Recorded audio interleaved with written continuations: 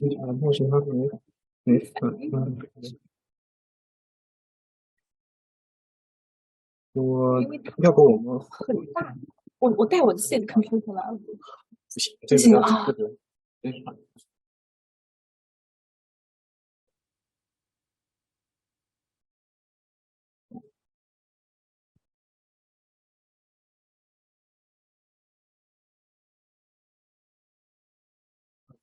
这个苏老师是哪一个？你看。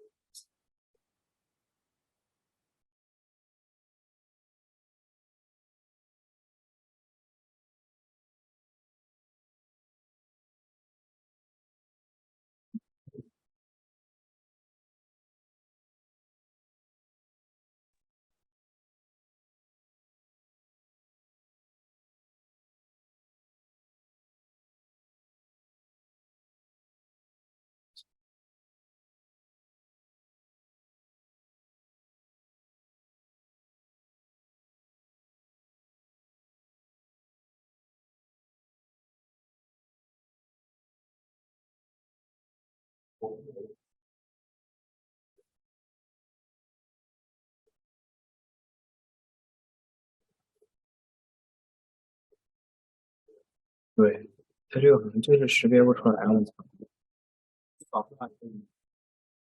对啊，但是换一个，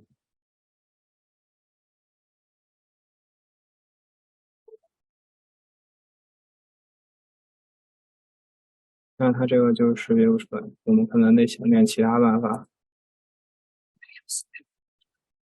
没事，别急，没人老。我知道。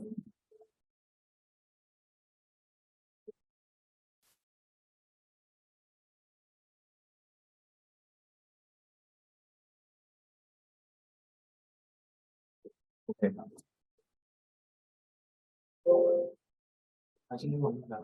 第二个直接暴力拔了，应该吧 ？OK。No problem。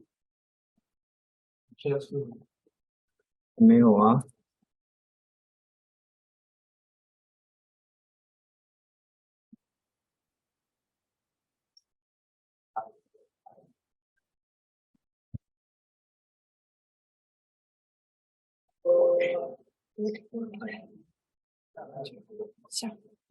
下上面是基本的啊，激光。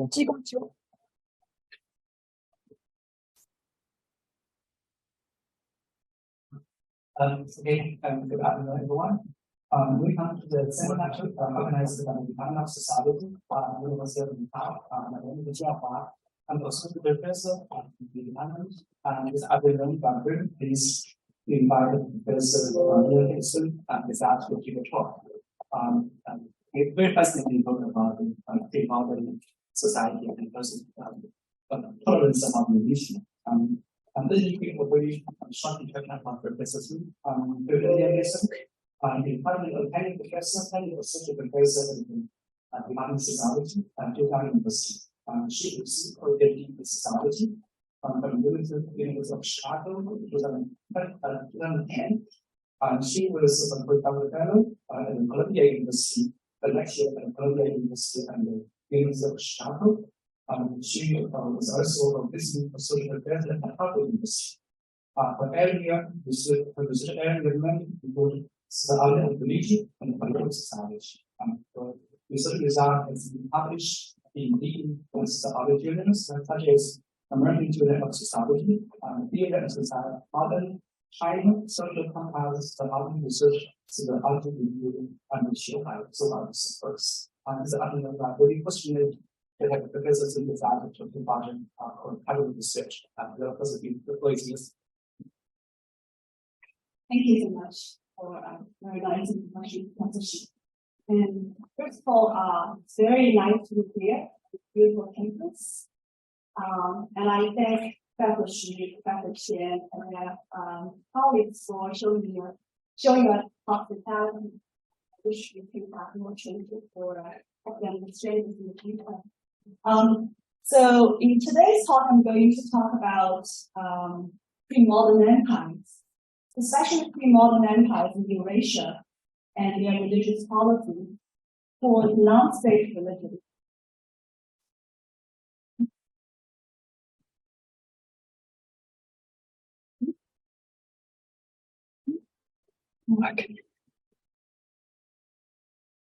So since 1990s, for the last two decades or so, there is a surging interest and in empire studies, in social sciences and humanities. And a number of very important monumental works have been published. Here I just show you three examples, very important works for anybody who study empires. So there is a sociologist by the name of Karen Barton, who published a work called Empire of Difference, mainly talking about Ottoman Empire. And the second book by two historians, it's definitely a tour de force. It's called Empires in World History, covering empires throughout history. And the third one is called A Vision of Empire. Of course, Li Chen, Professor Qian, knows this work perfectly well because one who also this book, Pushing Kuma, used to be his advisor, or actually sitting on his dissertation committee. So Li Chen knows this work perfectly well. And I found there is a common thread going through all these works, especially these three, which emphasizes the capacity of pre-modern empires to show toleration towards diverse cultures, diverse religion. And that's the point they emphasize. They want to contrast.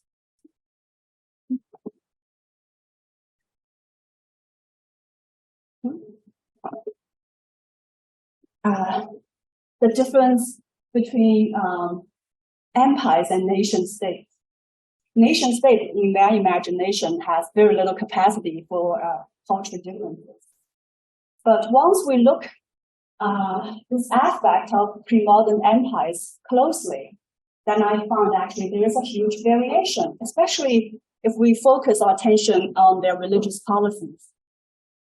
Because some empires did show great capacity for religious toleration. All sorts of religions can exist and thrive in those empires. So there are pre-modern empires which try to impose their state religion on conquered men and conquered people, and has very little tolerance for heresies and heterodoxy. So how to explain? How to, first of all, capture these variations? Is there a pattern behind those variations? That's the first question I asked me. And if there are variations, how are we going to account for these variations? So this is the second question I asked myself. And this research project, which is ongoing, because over time I started to include more empires under my examination, try to answer the above two questions. But first of all, let's try to define what is an empire. The definition here is very broad. Empire here is very broadly defined. So empire is a political entity formed through conquest, marriage alliance, or inheritance. And in this polity, the core exercise political control through direct or indirect means over the periphery with culture, religion, and ethnicity, which are often diverse and often distinct from the core. So that's the definition of empire. So a lot of political entities, of course, can include in this category of empire.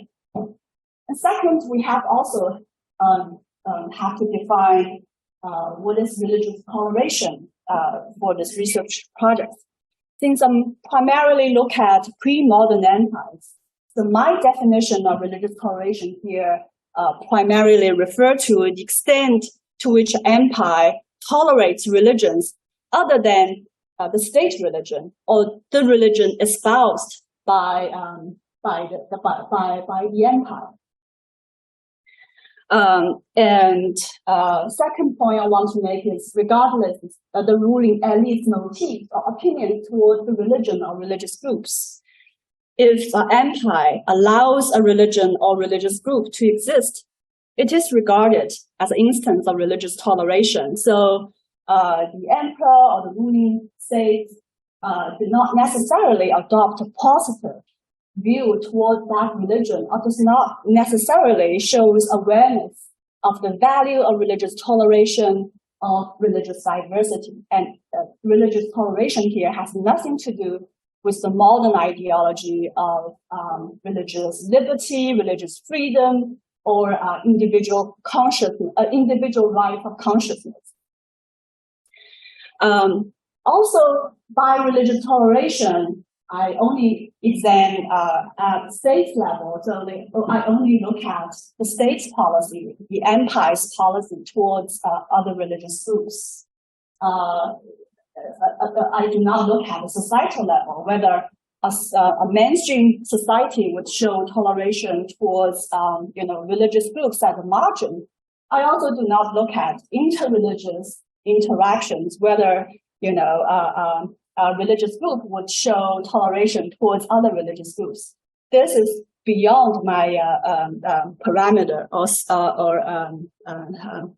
a scope of research.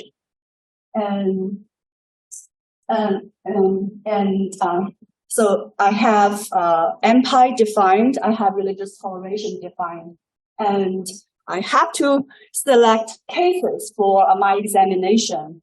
I selected roughly around 30 pre-modern empires. And what are my criteria for selection of cases?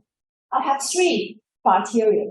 First of all is the period, the historical period. I select the cases for my examination. The starting point is after the Axial Age religion became present in religious ecology. So it's after Axial Age religions that emerged during the age of the Axial Age. So they include like Judaism, Christianity, and Islam, Buddhism, Jainism. They're all Axial Age religions. After those religions became present in the religious ecology, and endpoint is before Enlightenment ideas of religious liberty, religious freedom began to impact on empire's policy towards religious others. Because after those Enlightenment ideas of religious liberty, religious freedom began to impact on the state's policy, it's a different story. The logic behind religious toleration or intoleration follows another logic. So also I'm going to exclude, modern empires outside of my research scope.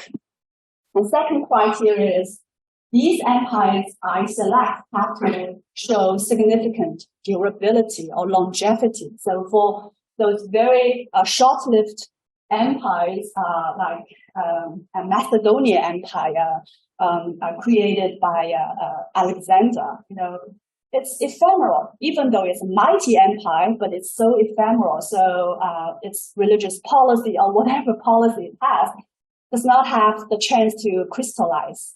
So I exclude those short-lived empires outside my examination. And third criteria is there are things I'm going to examine, roughly 30 cases. I cannot dig into archives and doing, the dirty work as a historian. I have to rely on secondary studies. Or studies already, produced by historians. So the third criteria is for all those 30 empires, there should be enough existing studies that support, the topics on religious toleration or intoleration.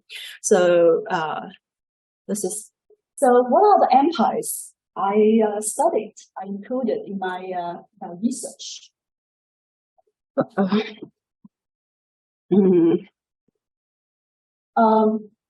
I include a series of empires with its core in present-day Iran. So they include the Achaemenid Empire, founded by King Cyrus. Also, the Parthian Empire also has its core in present-day Iran. Another one, the Sassanid Empire, 上山帝国. Also, the Roman Empire, of course.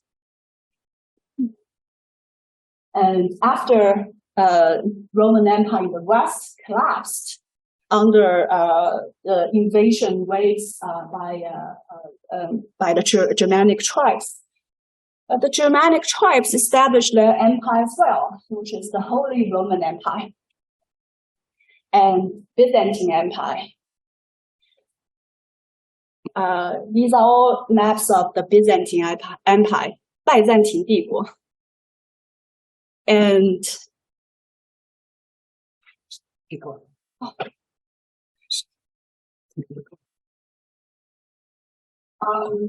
another case I include in my study is the Spanish Empire. It's after Queen Isabella of Castile and Ferdinand of Aragon, formed marriage alliance, and they carried out reconquista of the Moors, who has conquered the Iberian Peninsula for 800 years. They drove them all out and established an empire, and the empire also sent out Columbus for overseas voyage and established overseas empire, Spanish Empire.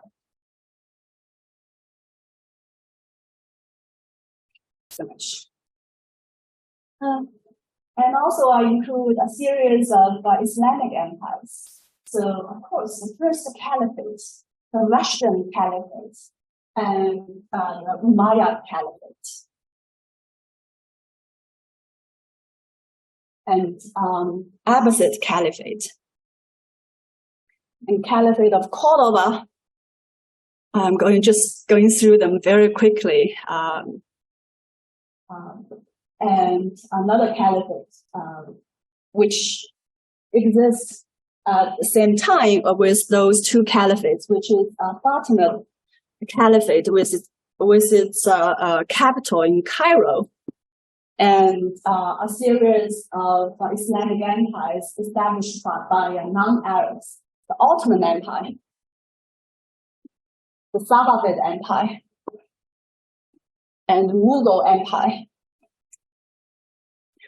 And of course, for a large scale studies of a pre-modern empire, one should not overlook the mighty Mongol Empire. So I also include the Mongol Empire, established by Genghis Khan, and an empire established by his descendants. So the Yuan Empire and Khanate of the Golden Hall,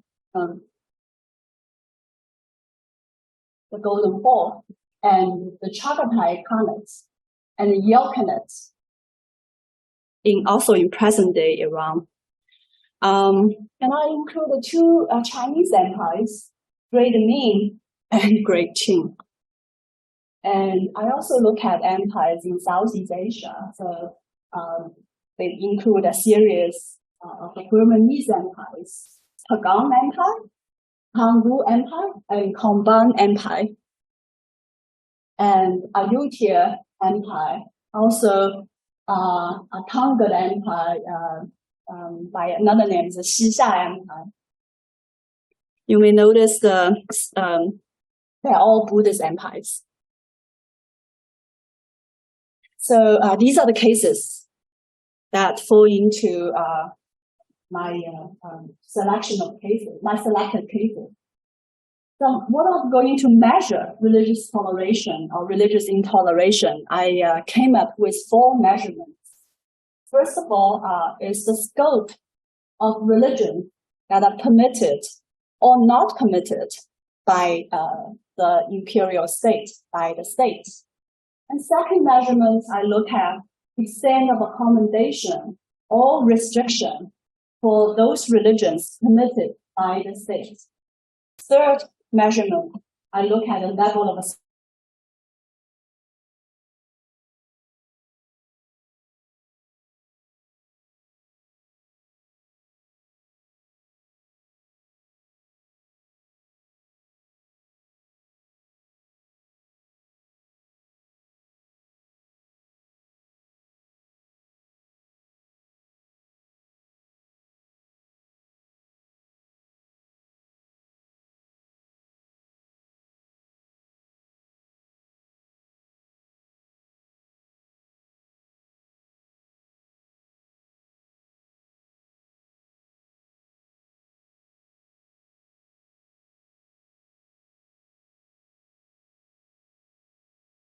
and they include Achaemenid Empire, 第一波斯帝国 for those some hints. If you know the history in Chinese well, and Parthian Empire, 安息帝国, and also Mongol empires, and they include the Mongol empires before the Mongol empires converted to Islam or embraced Buddhism. So they are the Mongol Empire, which primarily espoused the shamanism as their state religion, the Mongol Empire. And so what are the similarities or what are the patterns of religious toleration shared by empires sitting at the very first tier? If we look at the scope of religions permitted by the states, then for empires sitting at the first tier, the empire permitted all kinds of religion to exist.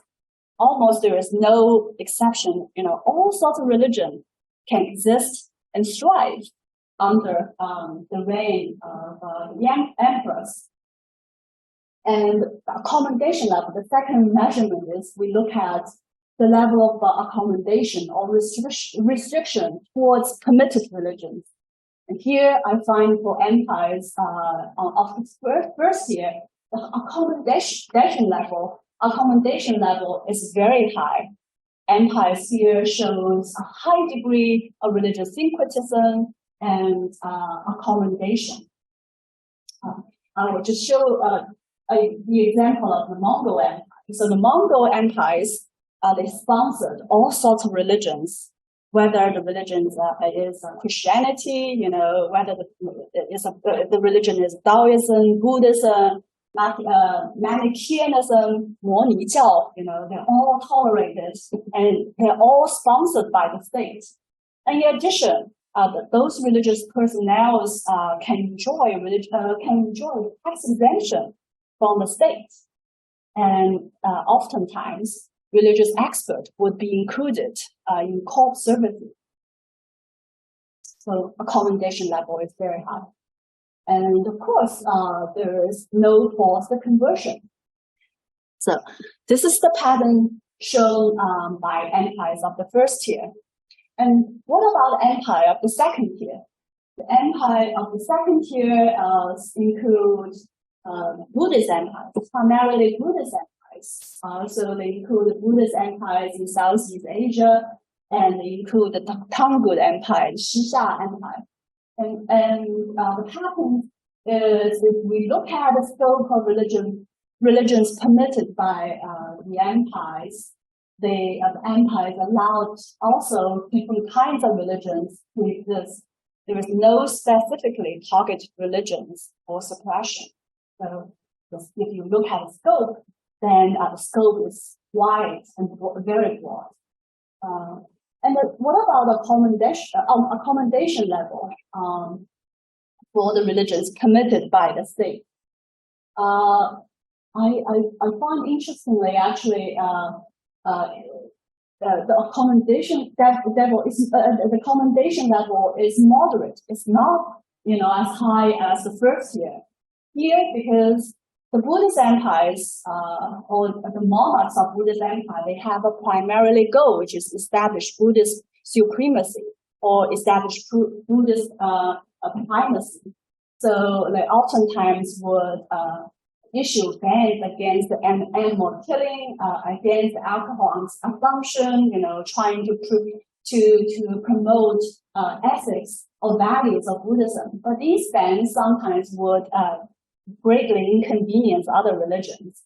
So other religions such as Islam sometimes became, because they did the halal killing indeed with the butcher the cattle, and those religions would become target of societal discrimination and repression.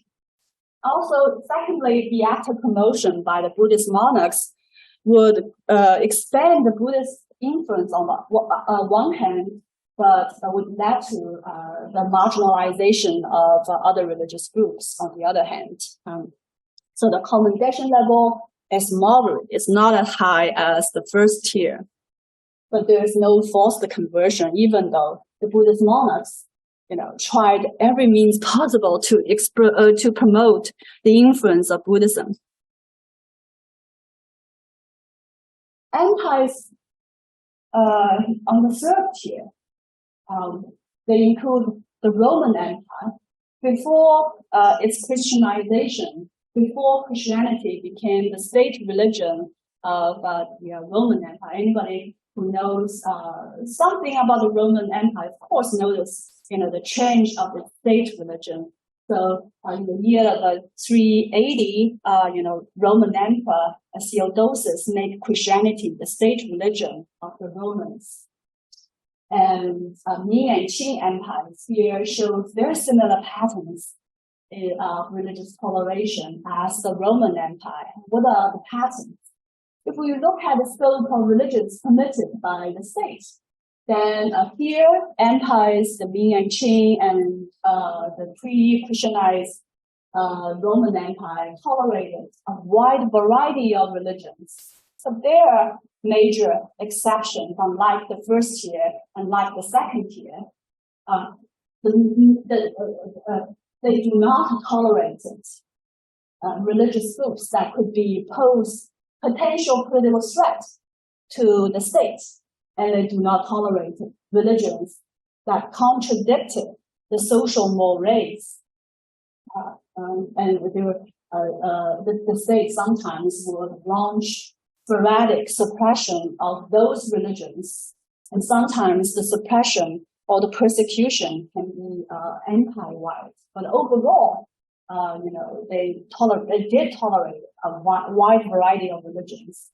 And if you look at a commendation level, for those permitted religions, for those religions permitted by the state, actually the commendation level is very high. It's even higher than empire sitting on the second tier.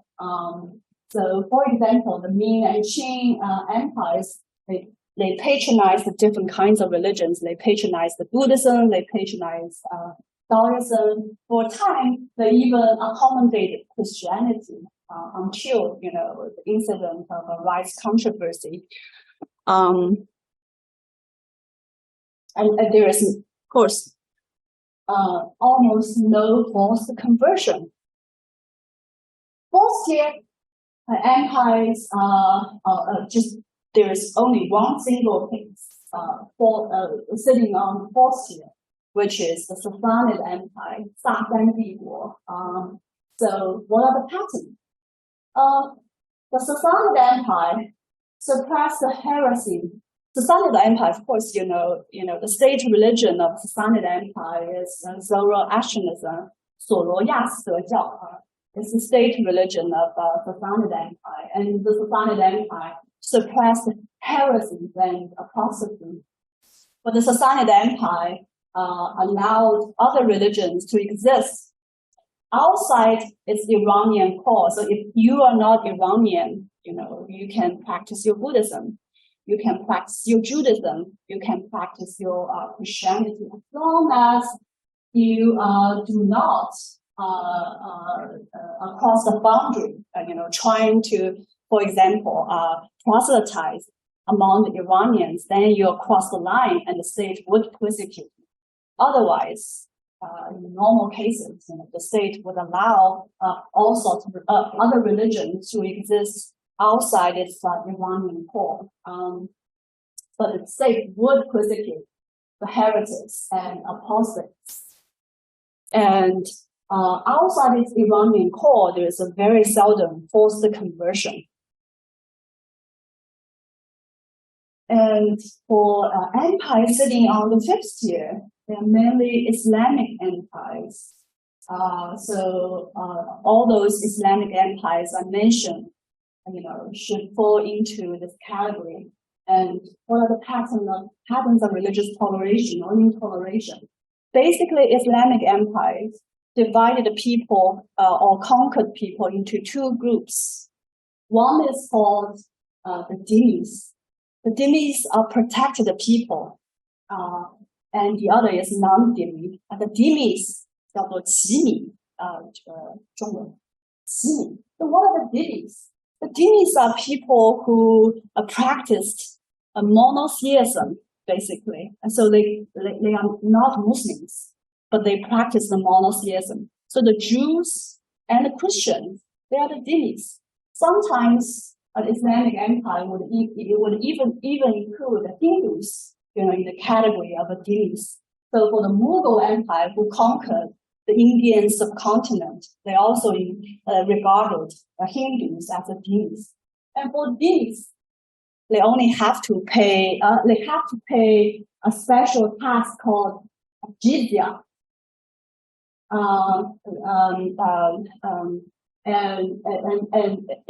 But they can continue to practice their religion. They don't have to convert to Islam. But on the other hand, their practice of religion did, receive some restriction. For example, Christian churches cannot toll its bell because it creates disturbance for the Muslims.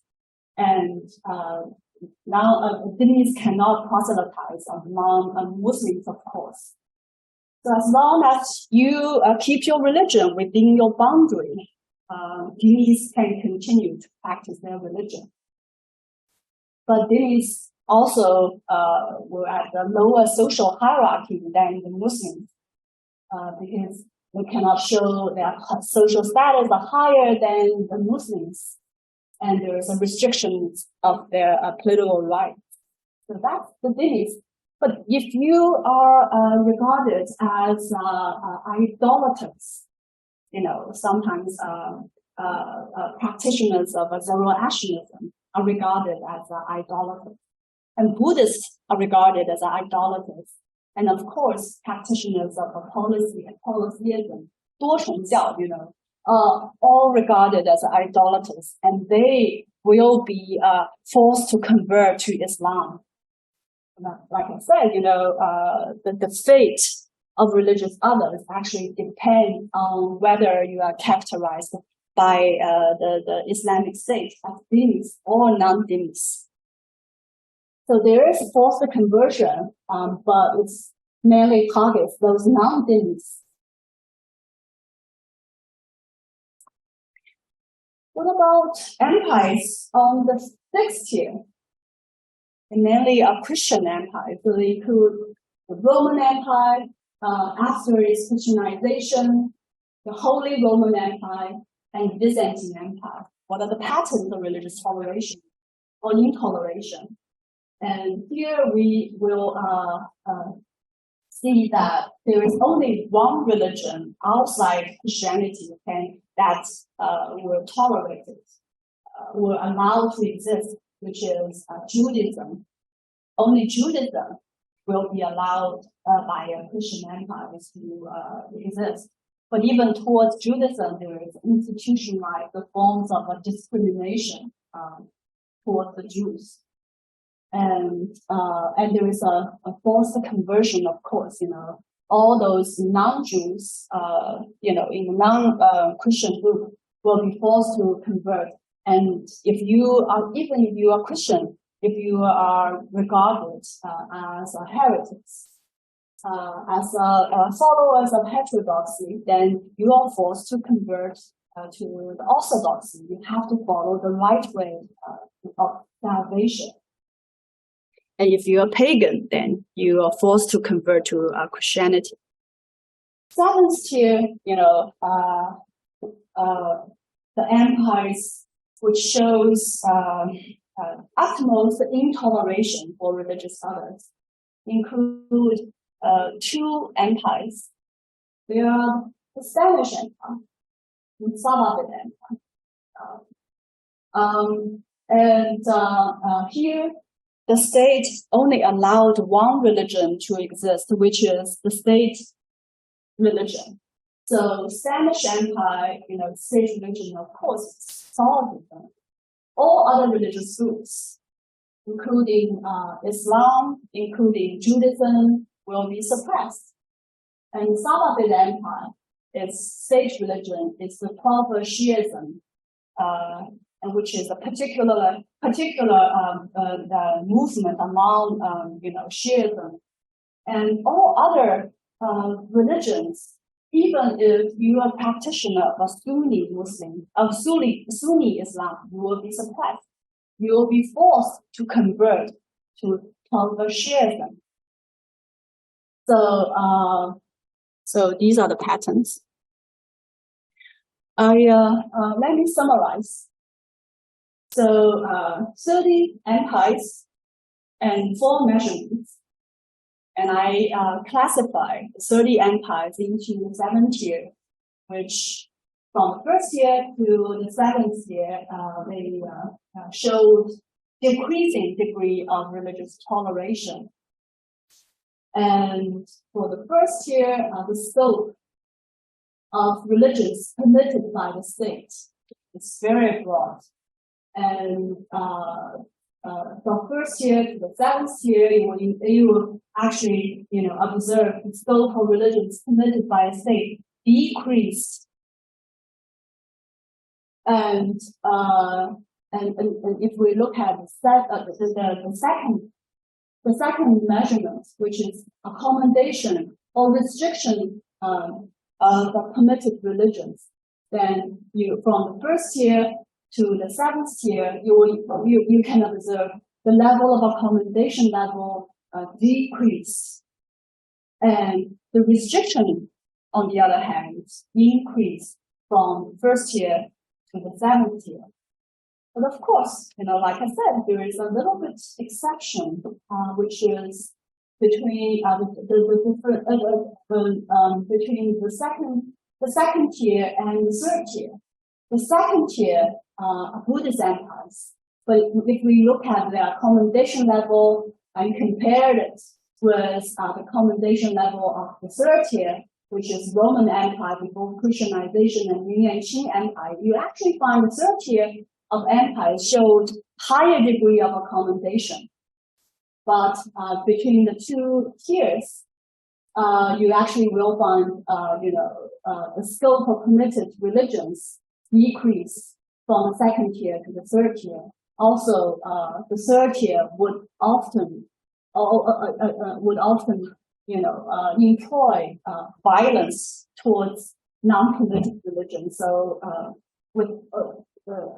considering all these facts, I still put Buddhist empires on the 2nd tier, and the Confucian, Yuan and Qing empires, and the Roman Empire before Christianization on 3rd tier. And 3rd measurement, you can see from the 1st tier to the 7th tier, a suppression of proscribed religions also increased. The suppression level, the employment of violence increased from 1st tier to 7th tier, and also from first tier to the last tier, the 7th tier, from no forced conversion at all to and starting from the 4th tier, you can see forced conversion frequency and scope dramatically increased. So these are the, so to speak, my dependent variable. And they're the things I'm going to explain. Of course, when you detected such a pattern, you have to search the existing literature and trying to find whether they would give you any insights, any clue for explanation. And I did look at literature and find, of course, there is one possible, explanation, which probably can give me some clue to explain the variation in terms of religious toleration of pre-modern empires, which is the state capacity theory. So the state capacity theory goes on like this. Pre-modern empires have this dilemma, an intrinsic dilemma. On the one hand, empires govern a vast territory. They conquer the vast territory. They govern diverse populations with, distinct ethnic identity, with religious differences. And so they pose a very difficult situation for pre-modern empires, which are constrained by their very weak infrastructural capacity. Pre-modern empires, unlike modern states that do not have advanced communication infrastructure, they do not have mobile phones, they do not have highways, they even do not have a very advanced coinage system. They do not have a highly efficient bureaucracy. So, in a word, they are puny leviathans. So, what are pre-modern empires going to govern? What are the tactics or the politics they're going to, a strategy they're going to adopt to govern such a vast empire? They have to adopt indirect rules. They have to rely on the local elites as intermediaries. So once you allow the local elite to govern on your behalf, then you have to show them toleration of diversity. So if we adopt the state capacity theory or apply the state capacity theory, we can actually derive certain hypotheses. If the state or if the empire has a greater state capacity, the empire will show less religious toleration. And if the empire has weaker state capacity, then the empire will show greater religious toleration, right? But if we follow such a hypothesis, then we can rank the 30 empires, according to my 7 tiers. We can map them into the 7 tiers. We can come out with such an order of ranking because, and there are some exceptions that fall out of the ranking. For example, the Ming and Qing Empire and the Roman Empire.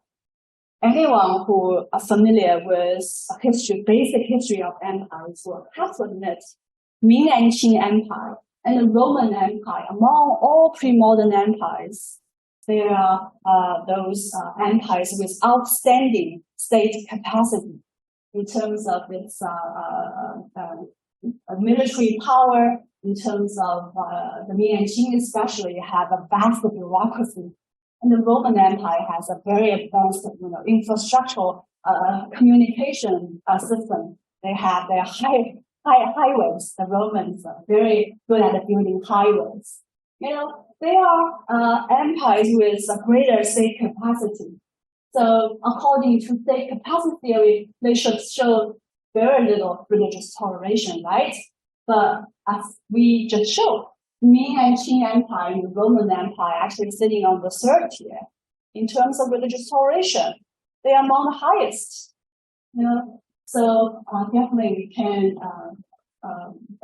if we apply state capacity theory, Ming and Qing. We can explain why Ming and Qing Empire, why Roman Empire is a great state capacity among modern empires. They also showed, a high degree of religious toleration.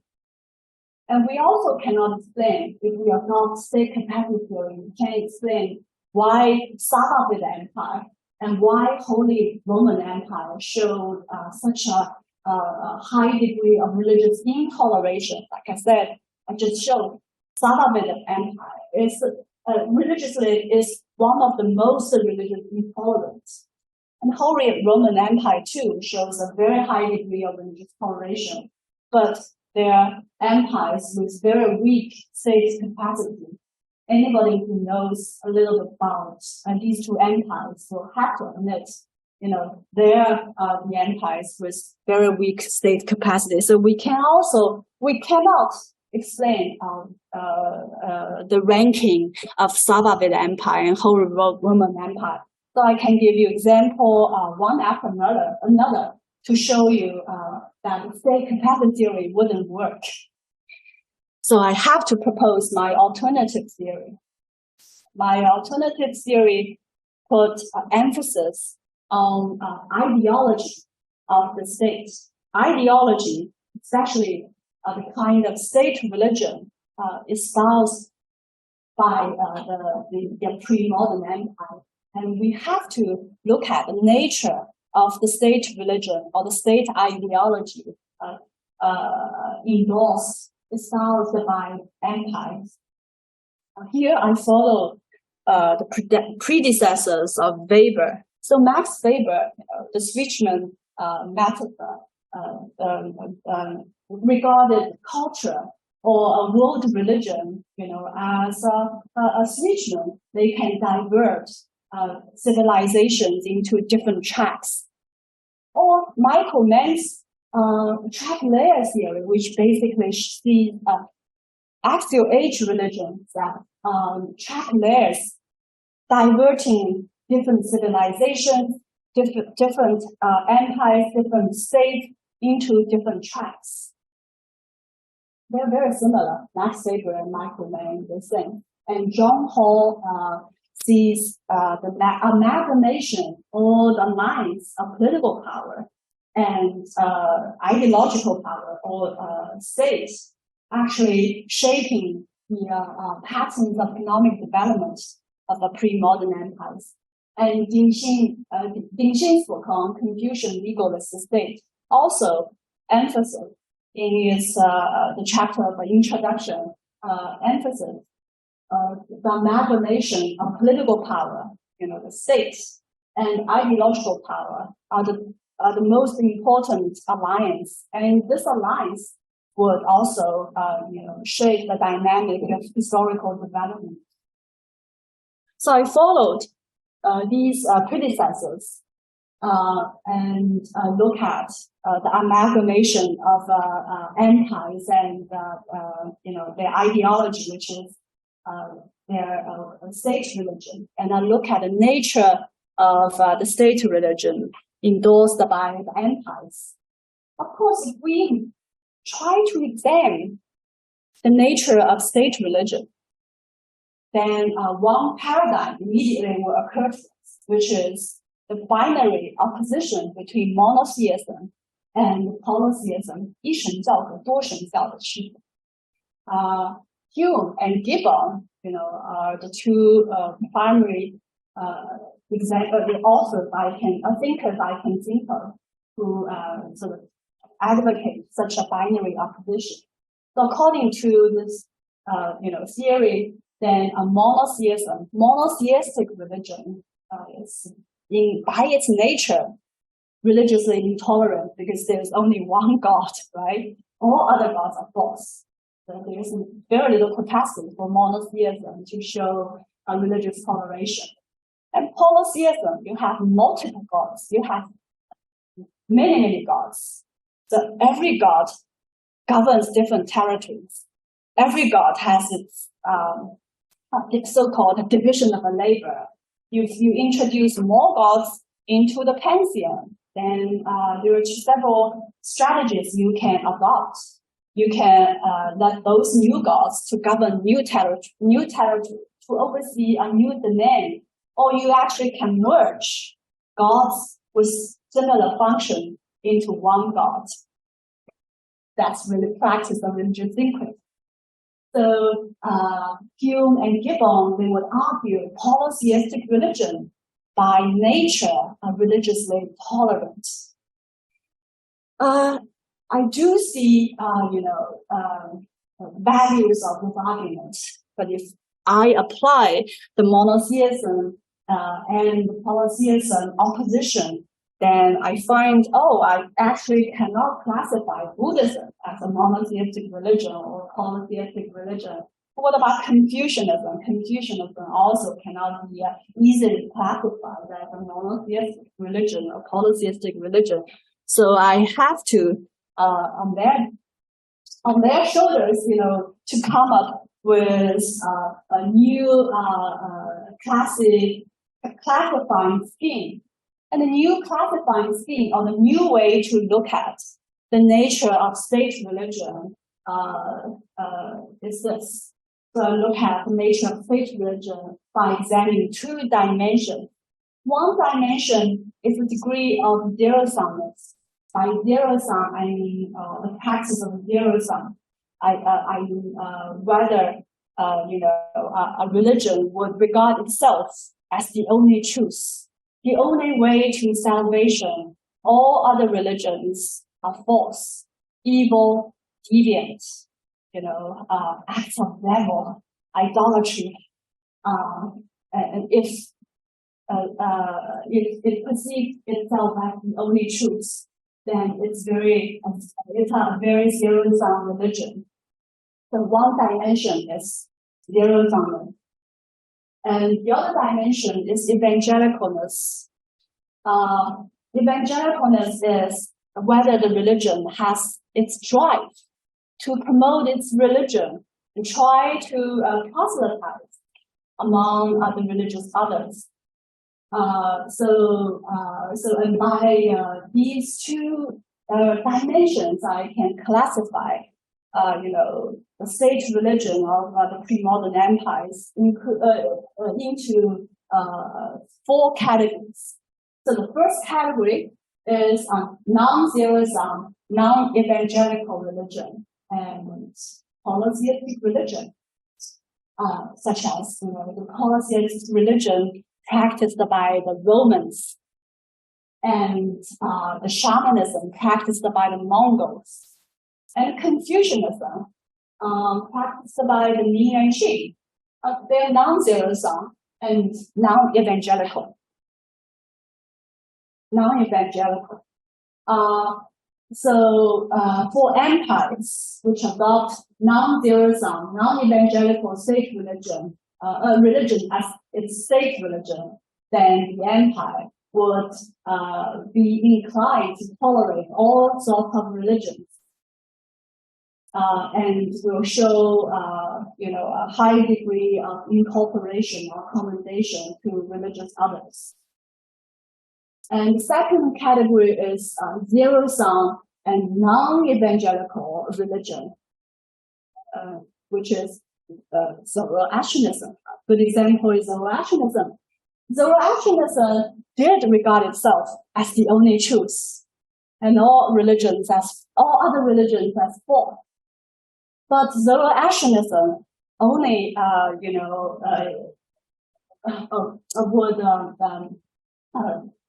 try to convert, not trying to convert, would only regard Iranians as the recipients of this blessing of salvational message. It did not try to proselytize its religion among the non-Iranian people. It wanted to keep the precious religion to the Iranian people. So it lacked the drive to promote its religion to other peoples. And if an empire adopts non-zero-sum, non-evangelical religion as a state religion, then the empire will show a proclivity to suppress heresy and apostasy in their own religious community, right? Because, following the logic, if there's only one truth and heresy and possibly you're abandoning the truth. You're deviating from the true salvational message, so they will be suppressed. But the empire would not impose forced conversion on peoples of different religious tradition because it wants to keep religion to its own people. The third category is religion, a non-zero sum, but evangelical. Here I have a perfect example, which is Buddhism. Buddhism is non-zero sum, even though it regards its own religion as a superior religion than the other religion. But Buddhism see also virtues in other religions, even though they would not lead to the ultimate goal of Buddhism, which is nirvana, or enlightenment.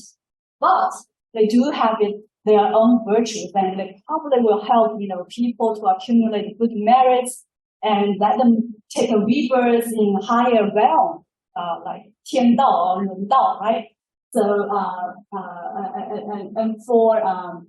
and Buddhism is evangelical, as you all know. So for empires which adopt non-zero sum but evangelical religion, such as Buddhism as a state religion, then the empire would be inclined to have considerable toleration for different religions and seek to incorporate deities of other religions into the lower strata of its pantheon. I call this pattern or this tactic hierarchical incorporation. Lastly, we have the category called zero-sum evangelical religion. And examples are Christianity and Islam. So the pattern for empires, or the proclivity, behavioral pattern or logic for empires adopt zero-sum evangelical religion as a state religion. The empires are inclined to suppress heresies and apostasy, and they have also very little toleration for other religions, and they will seek forced conversion. And if we use, this alternative theory, which is my theory, and we adopt the classifying system, a classifying scheme to examine the state nature, zero-sumness, and evangelicalness, we certainly can, get a basic ranking of empires' rights in terms of religious toleration. So Confucian empires, polytheistic empires, because their state religion is non-zero-sum, non-evangelical, their religious toleration policy will be higher than Buddhist empires, because Buddhist empires is zero-sum, non-zero-sum, but evangelical, right? And Buddhist empires will show a higher degree of toleration than Zoroastrian empires, which is zero-sum, but non-evangelical.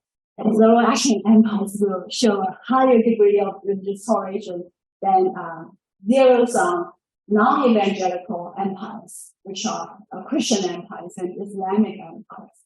And we can also explain why, after Roman Empire converted to Christianity and made Christianity a state religion, there is a dramatic decrease of religious toleration, because previously the Roman Empire state religion is polytheism, which is non-zero-sum, non-evangelical. And after its conversion to Christianity, the state religion became zero-sum and evangelical. So of course you can see a decrease of religious toleration. They can increase the solidarity, in other words.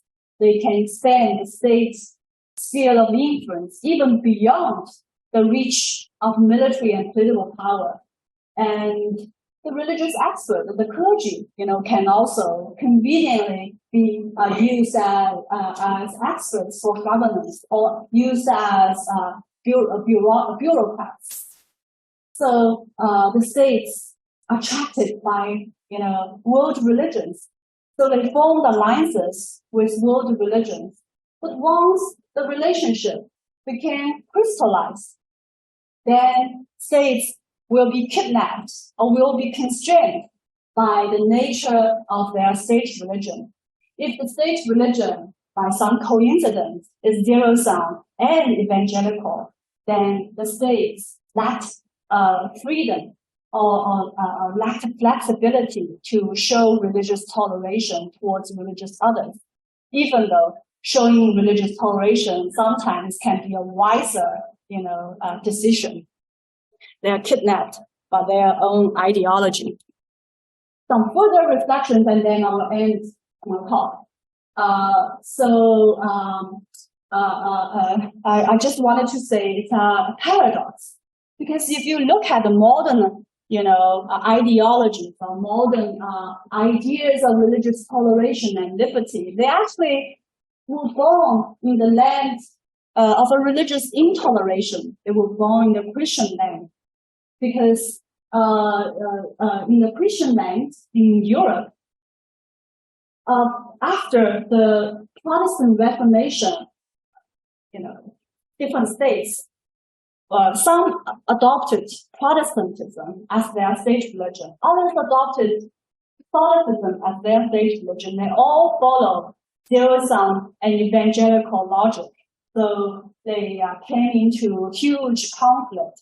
And this conflict lead to religious civil wars, lead to religious wars that lasted for many, many years, like the 30 Years' War. So the violence horrified the European thinkers. Those Enlightenment thinkers then produced ideas of religious liberty, religious toleration, advocated for religious liberty and religious freedom. So this is the paradox of history. And lastly, I wanted to say, even though I'm talking about zero-sum and evangelicalness as if they are only the attributes of religion, but no, even in the age of secularism, where religion was sidelined as a foundation of political legitimacy, but the zero-sum evangelical mentality continued to stay with us. They continue to shape the world politics, because now zero-sum evangelical mentality could manifest itself in various secular ideologies and movements, whether communism or liberalism or religious fundamentalism or ideology or religious freedom itself, or veganism or animal rights or feminism. They actually also show a different degree of zero-sum and evangelical mentality, because they regarded themselves as the only truth, and others as deviating from the truth, and they wanted to promote their religion or their ideology and strive for hegemony. So in a word, they are the secular counterpart of zero-sum evangelical religions of the pre-modern past. Thank you.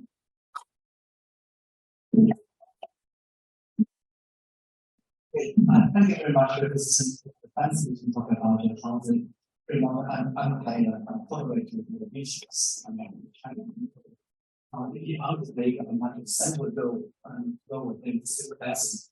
Thank you very much. And now, questions and comments. Probably about the splitting of the questions. Can I take the next context is relation to this first question?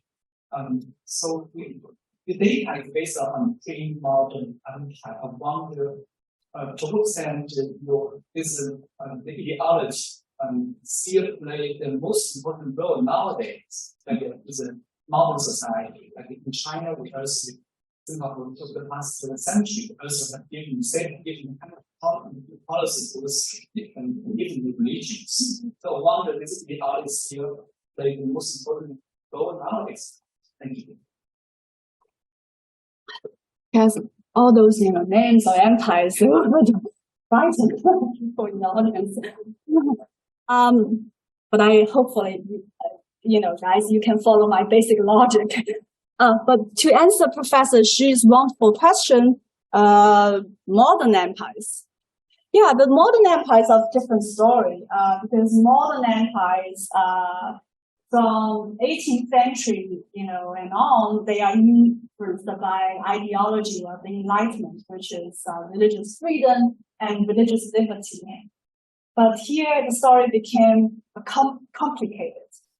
So for those modern empires, like the British Empire, the French Empire, even the American Empire, or Austrian-Hungarian Empire, it's also a modern empire, or the Romanov Russian Empire from 18th century and on, they adopted Enlightenment ideas of religious liberty. So in their core, in Europe, they actually shows great degree of religious toleration, they show religious toleration to the Jews. Jews can live peacefully without persecution in Austrian-Hungarian Empire, and they also enjoy the greater freedom to practice their religion in Romanov Russian Empire under Catherine the Great, for example. Also in French Empire, the Jews again and the Protestants also can enjoy greater freedom of religious practice. But outside the core, because these are also, most empires here I mentioned, have overseas colonies. And in their overseas colonies, it's a different story. But because religious liberty, religious freedom are instrumentalized, are employed by those empires to advance its colonial interest, to assist its imperial projects. So, for example, you see the American Empire when it tried to deal with Japan, or you see British Empire, French Empire when they try to deal with the Chinese Empire. China, they use ideology of religious liberty or protection of the freedom of Christian missionaries to missionize among the Japanese, among the Chinese, as a weapon to push China, push Japan, open its door, to allow the missionaries and to allow foreigners to travel freely, to proselytize among the natives population. And they often would use religious the so-called infringement of religious liberty and religious freedom excuse to launch a war or to launch military campaigns. So it's a more complicated story. And I'll also give you a perfect example of this sort of inner contradiction of the modern empires. So the Third Republic of France, 法兰西第三共和国. On the one hand, Third Republic of France tried to promote secularism as a state ideology instead of Catholicism as a state ideology. Now, Third Republic would like to have Republican ideas as a state ideology, so it's a secular ideology. But on the other hand, outside its core, for the colonial territories, Third Republic of France is no different from Napoleon III, because also wanted to use Catholicism or the promotion of Catholicism to gain advantages for its imperial expansion. So that's the irony of a modern empires.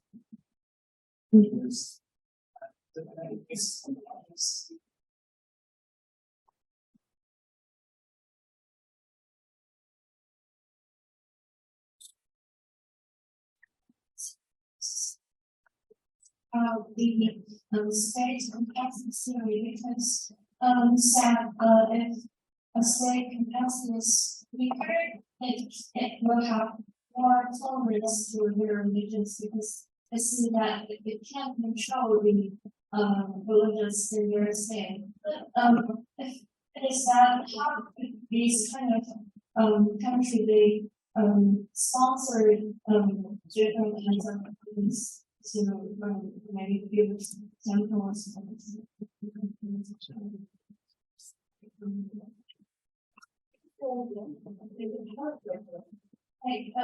The six have the knowledge. So yeah, you follow my logic. They have it. Yes, and it's the countries need to control the different religions.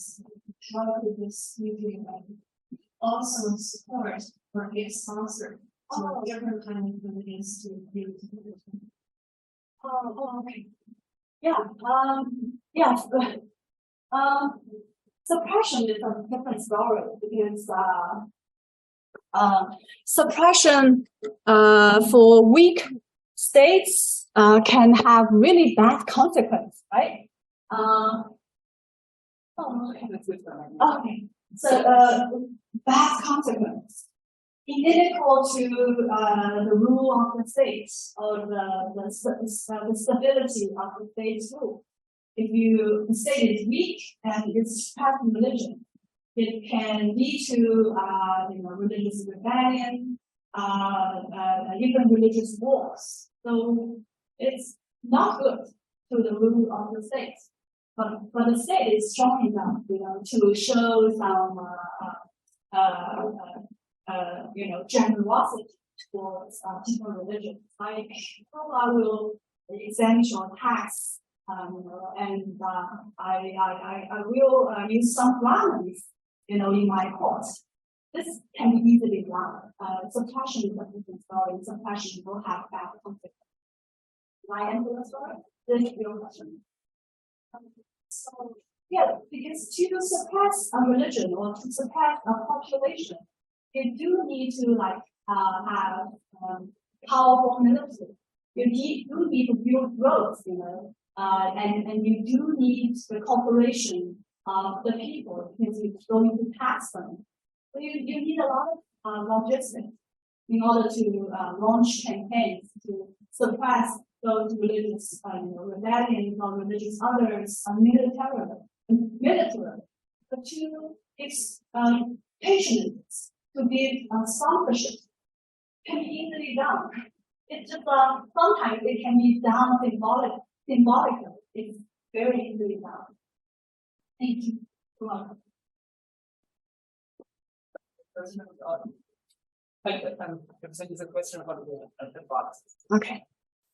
Why does Islam seem to have more radicalism or fundamentalism than Christianity in modern times? Oh yeah, good question. So yeah, zero sum and evangelical and this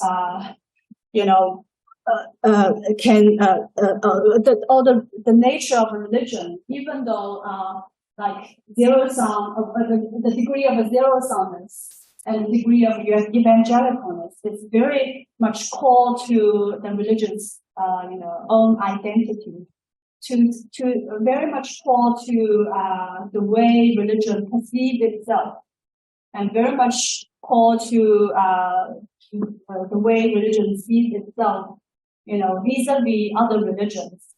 So it remains pretty much stable, over a very long historical period. But once it can change as well. So in the modern era, Christianity was, to a large degree, was modernized because in Christian countries in the West, in both in Europe and America, it's not Christianity, but secular ideologies that was installed as the state ideology, and Christianity, under the pressure of the state, under the pressure of modernity, began modernized, and they became, in a word, privatized. They enter into the private sphere because religion and the state were separated by law. So Christianity can no longer influence state's policy. It was kept as a private business, as an individual choice of religion. But for Islam, in some countries like Saudi Arabia, is still the state religion. So the nature of the religion still going to impact the state ideology. And for other societies dominated by Muslims, because all sorts of frustration in modernity, the failure of the states to build a nation state, and all those frustrations like surrounding the Palestinian and Israel conflicts. The Muslim see itself as tremendously, bullied by imperial power. So that's one thing. And on the other hand, their state building is not very successful for many of the Islamic countries. Their modern nation state building process encountered tremendous failures and frustration. So they look back to their religion, the source of inspiration, the source of self-empowerment, and they embrace fundamentalists. They embrace the conservative Islamic, ideologies. And in present day, some Islamic countries, those fundamentalist movements, it even showed a higher degree of zero-sum than Islam in the past, when Islam was the state religion of Islamic empires. So.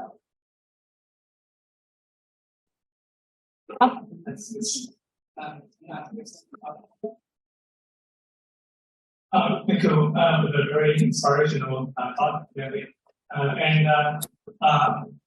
Also, following up the two questions, I was curious about the story of these religions in the modern era, especially when nation state comes into the world stage. So, when you think of the relationship between these religions and also other ideology, like especially nationalism in the state era. So, yeah. Thanks. Yeah. So can I revert back to my slide? Maybe.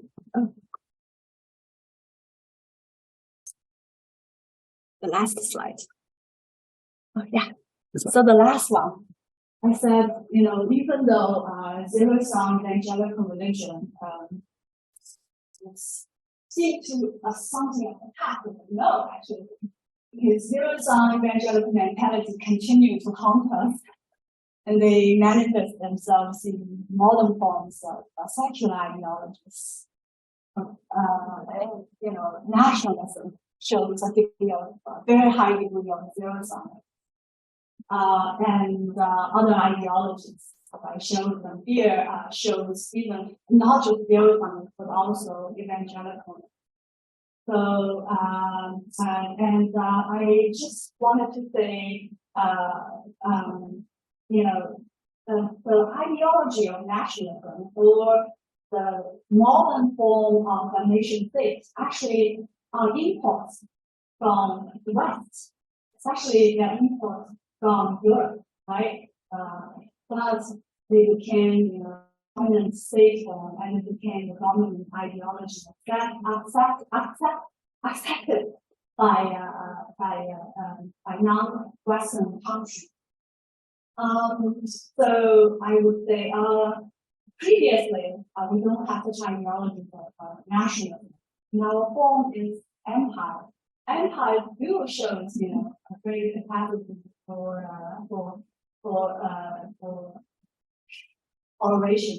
Not even though I would say, in terms of religious toleration, they have a huge diversity, huge variation. But empires, by definition, the core and periphery can adopt different religions, different policies, and such as equal. Actually, it's the nature of empire. The periphery can adopt different legal system and the core policy, right? So that's the nature of the empire.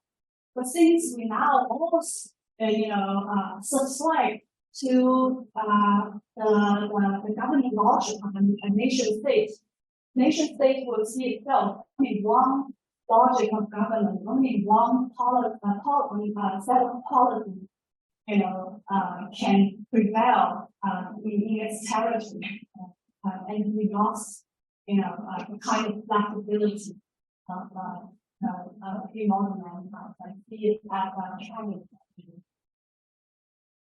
But just to bear in mind, actually, ideologies were important from the West, but now we sort of embrace it so firmly and with deep rooted in our culture.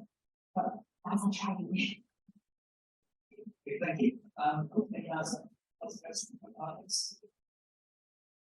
I have a big history of this. This is a new categories, categorize the 7 different categories. About several tiers, about different level. How do you decide to classify them in 7? Why not 6? Why not 8? Why not 3, 5? And what is your criteria? Why not that? That is possible. Another question I always find it fascinating doing this type of research. How do you collect data? All this empire, how do you collect data for this? Thank you. Yeah, very, very good question, Professor Shi. So I 776. Previously, actually, I have not included Buddhism, in my research.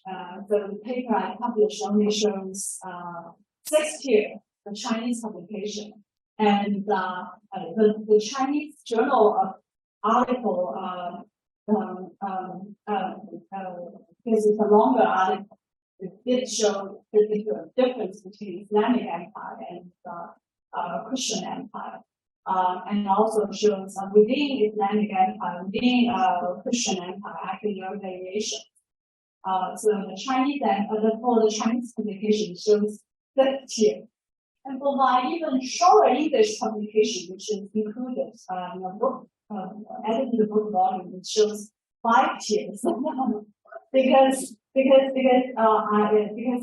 page limit only allows 8,000 words. So I cannot distinguish the variation within Islamic Empire, variation within Christian Empire. I cannot show, Islamic Empire and Spanish Empire, there are some exceptions. So they should belong to a different tier. So because of the page limit, I have to just show, I have 5 tiers. But the question is very important. So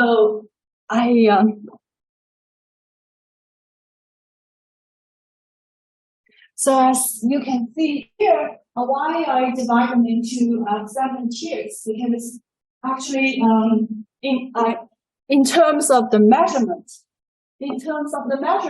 I have 4 measurements and empires of different tier actually shows, qualitative distinction from other tiers. So for example, here, this 1st tier and 2nd tier, so-called religion permitted, they show no difference. But in terms of accommodation, they already, have some difference and distinct difference. And in terms of and from the 2nd to 3rd tier, also there, some qualitative, or you can see it's a leap forward. If you empires for different tier, they show distinct patterns of religious toleration according to the 4 measurements. So I was compelled, to include some empires into different tiers, and because they displayed a similar pattern, then the similarity compelled me to include them into a category and different from other categories. So for example, like I said, Safavid and Spanish Empire. If I compared the Safavid and Spanish Empire from Islamic Empire, or even from the Christian Empire, I did see some distinct, patterns of behavior in terms of religious toleration, because the last one only permitted one religion, which is state religion, and it's very different from Christian empire, because Christian empires, after all, also allowed Judaism to exist.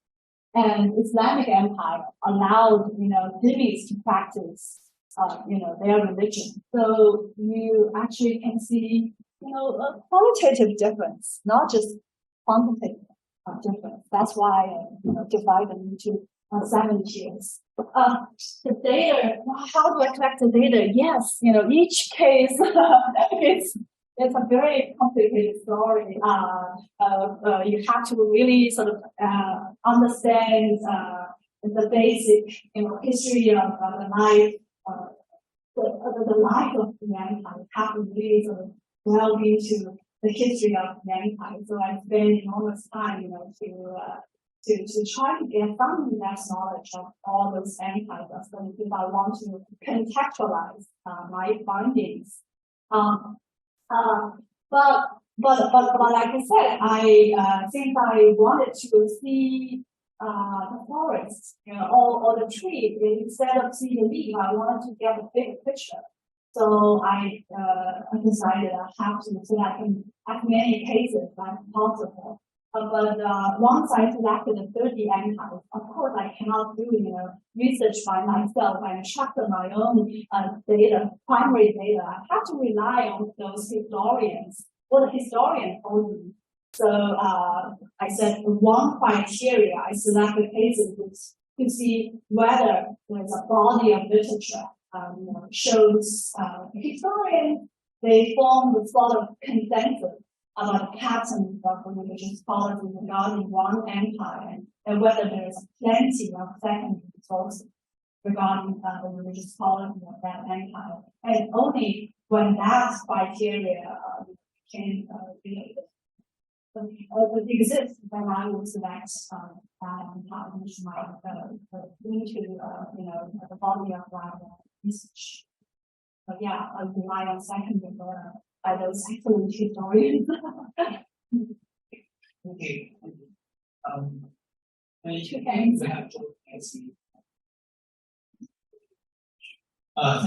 Yeke, for this technique.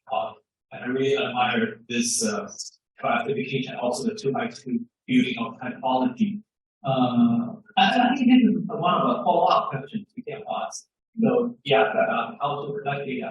And my question is how to screen out of cases that you don't want, like which empires you purposefully select out of your research scope? Any reason for those unstudied empires? So over time, actually include more and more empires. For example, I decided this is still ongoing project.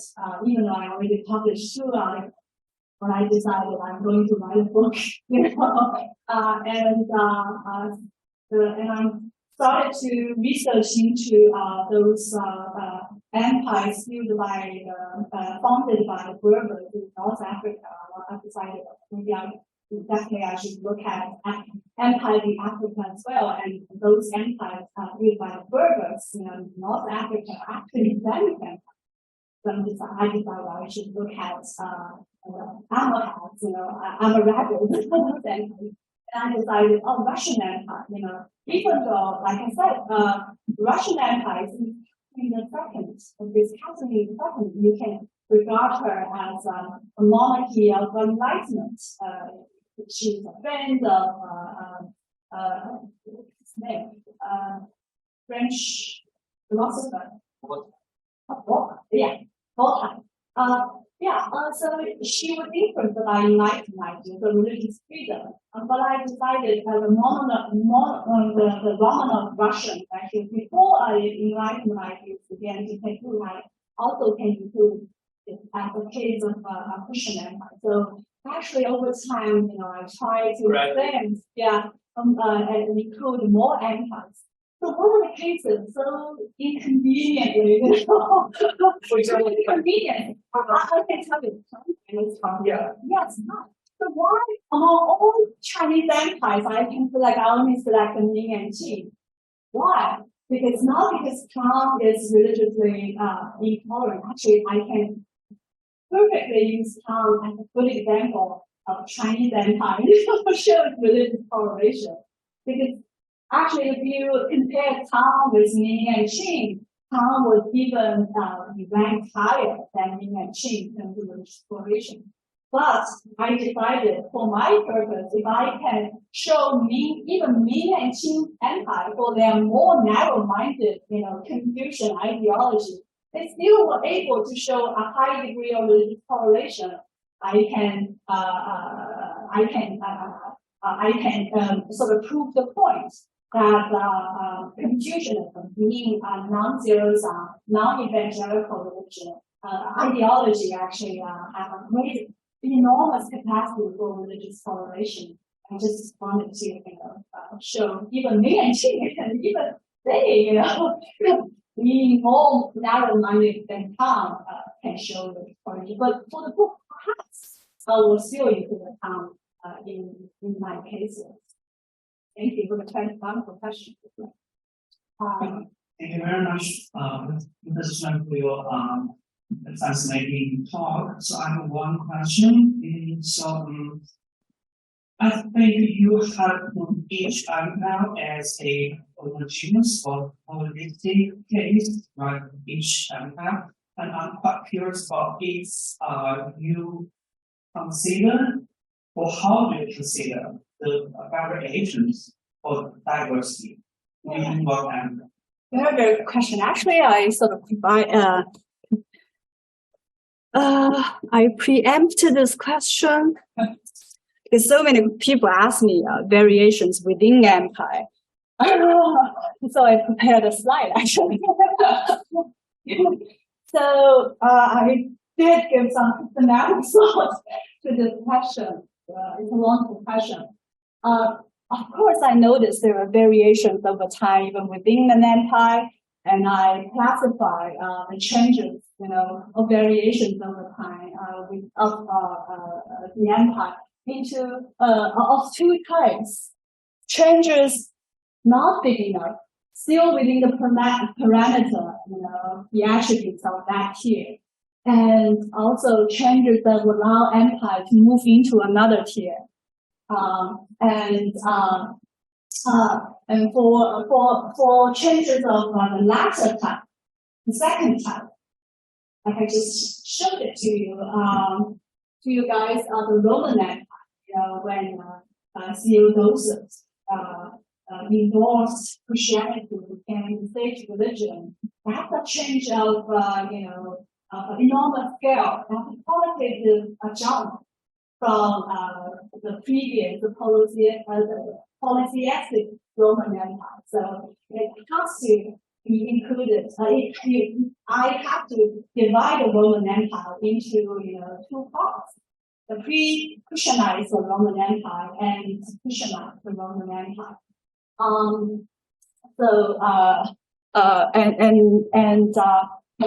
It's not just confronting or Theodosius examples. Actually, So there are many examples like this. Here I show some examples, like individual rulers agency. Gazan Khan. He is a ruler of the Yelkanate. He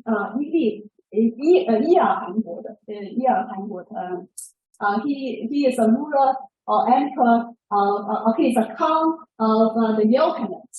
And under Gazan Khan, he converted to Islam, from shamanism, from Buddhism, to Islam. And as a result, Yelkanate became an Islamic empire. Also, you can clearly see from Gazan Khan and forwards, there is a dramatic religious change in terms of its religious policy towards the religious others. It began to follow, the basic pattern of Islamic empires. very distinct, very different from the shamanistic shamanistic Mongol Empire's policy. And also the Mongol Empire, the Golden Horde, and the Eastern Chagatai. If they decided to embrace another different religion as the state religion, it created dramatic changes. And they all belong to the second type of change. And my strategy is to divide them into two empires. The pre-Islamicized empire, the Mongol Empire, Mongol Khanates, or the Islamicized, the Mongol Khanates, the pre-Christianized, the Roman Empire, and the Christianized, the Roman Empire. So that's one strategy to deal with the huge, change of variation. But there are some minor changes. Here, I sort of divide them into three scenarios. One scenario is some rulers, some rulers can be more, by their expression, by their personality, they are more magnanimous. So they're more tolerant, open-minded. So they can show greater degree of religious toleration than their predecessors, or than his successors. So one example is this guy, Aqaba, Aqaba of the Mughal Empire, Aqaba Dadi, Mughal Empire. Aqaba, of course, is often cited as an example of, a very open-minded, pre-modern ruler. He shows great sympathy to Hindu religious practices. He shows interest to even Christian preachers, and he include them in his court, and he like all those religious experts to have debates. And he even created a religion of himself. He created a religion by the name of Din Ilahi. He created his own religion called the religion of the gods. But only 9 people in his court participated in his court. In other words, even under Aqaba, in the religious policy of the Mongol Empire, most religions were very tolerant. If you compare the Mongol Empire's policy with other Islamic empires. But Aqaba was not able to institutionalize his religious change. In other words, he did not make Din Ilahi, as a state religion. If he was able to make this religion, the religion of the god, as a state religion, perhaps, the religious policy would be crystallized, would be institutionalized. But he was not able to do so. So after Aqaba, the religious policy reverted back to Islamic empire's conventional practice. That's and I would just give you another example. Yes, actually, in terms of changes within empire, sometimes you see the geopolitical situation would change. And that can sometimes sort of spark religious policy change as well. I'll give you some examples.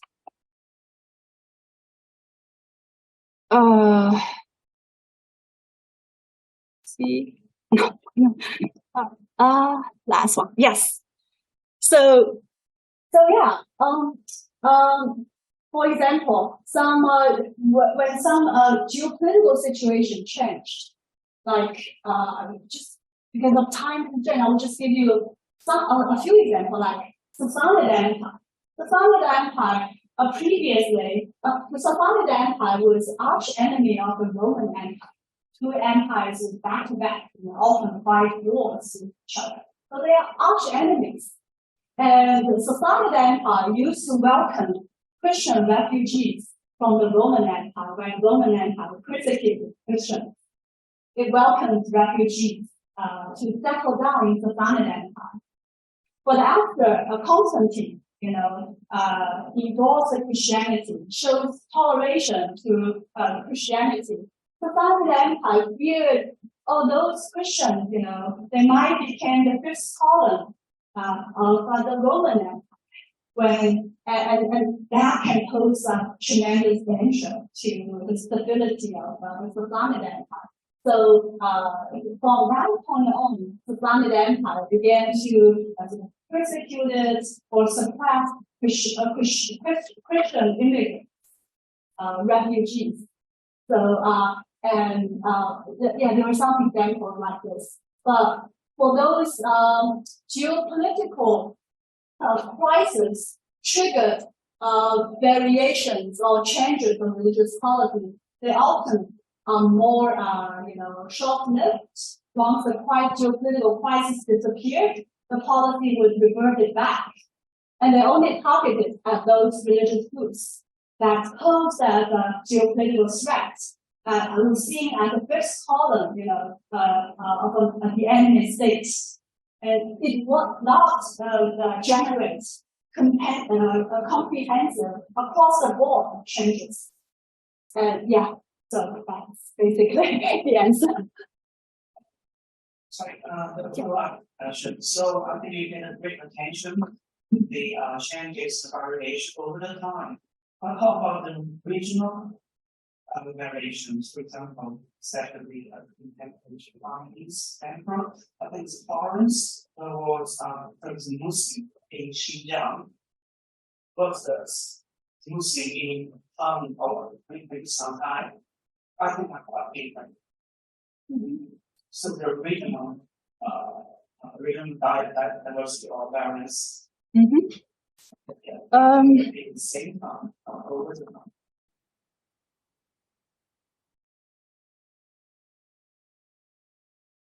Let's see. Maybe here it's more.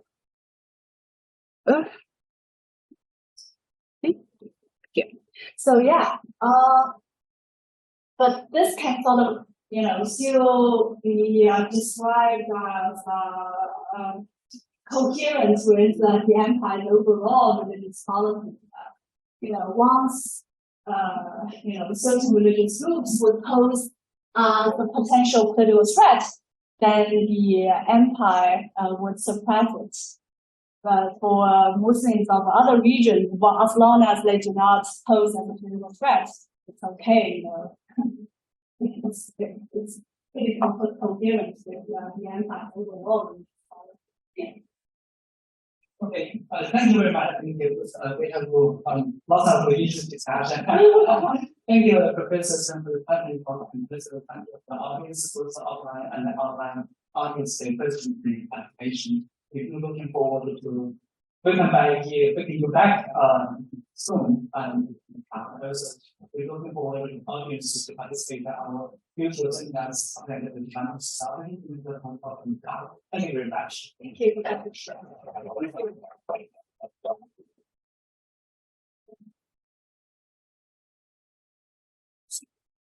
谢谢。